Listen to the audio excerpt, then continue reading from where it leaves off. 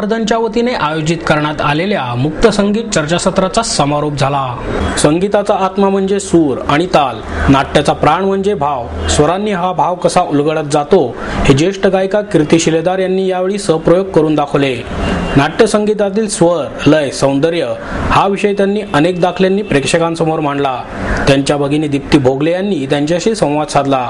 शिलेदार म्हणाल्या, संगीत नाटकातील कलाकारांना अभिनय येत नाही हा निव्वळ गैरसमज आहे। उलट आम्हाला संवादाबरोबरच गाण्यातूनही अभिनय दाखवावा लागतो, कारण संगीत नाटक हे इतर गद्य नाटकांसारखे नुसते बघायचे ऐकायचे नाही, तर हे शब्दसुरांचे नाते असल्याचे ते जाणूनही घ्यायचे आहे। नांदी ही कुठल्याही संगीत नाटकाची सुरुवात असते। या नांदीतूनच पुढच्या नाट्याची लय मिळते, चालीतून रागांचा भाव कळतो आणि त्यातूनच पदांचे सामर्थ्य स्पष्ट होते, असे त्यांनी सांगितले।